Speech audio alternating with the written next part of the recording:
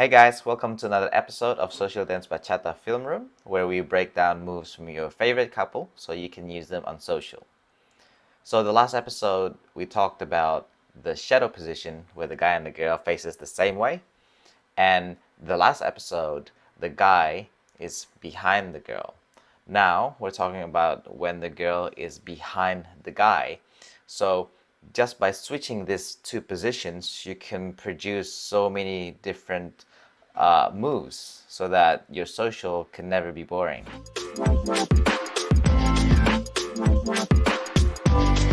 This episode, we're gonna use the same video from the same couple as last episode. It's just a different move that they did in the dance. Alright, let's have a look full speed. 1, 2, 3, 4, 5, 6, 7, 8. So just like that, they're already in this shadow position. Let's have a look at it again at half the speed. The Spanish step, 2, 3, 4, and then he step taps. Okay, now let's break this down. So, on count number 1, he's going to do the Spanish step 1. And the Spanish step is when he doesn't continue his basic going that way, but instead he's going to go this way. And this is done by angling his body.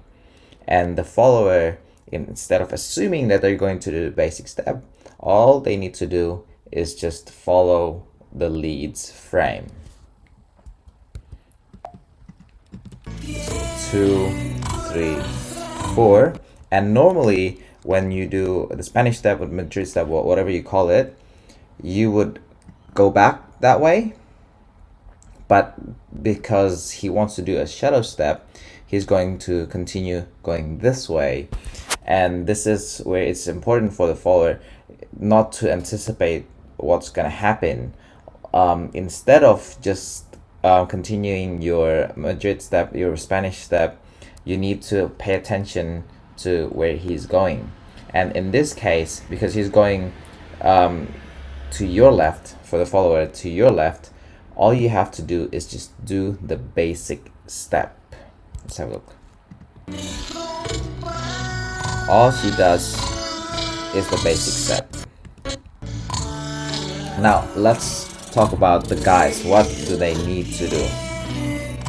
So this is 4, and because we're going to a shadow position where we're facing the same way as her, what we need to do is step, tap, and step, and tap. So this is a step, and then a tap with this one, and then a step with this one, and a tap. So the next count, he will go to the right. Count number 1, he will go to the right because he is following the girl's timing. Because if we're facing the same way, we need to match the girl's timing. That's what I always say. 1. So that's it. That's how you do it. It's very simple. All you need to do is do a step and tap and step and tap. And all the girls need to do is just follow wherever he's going. Do not anticipate what he is going to do. So that's all for this week's episode. Thank you so much for watching. And as always, please help with liking, subscribing, commenting, and do all that stuff, because that will help YouTube tell other people about this channel and help them as well in their social dancing. I'll see you next week.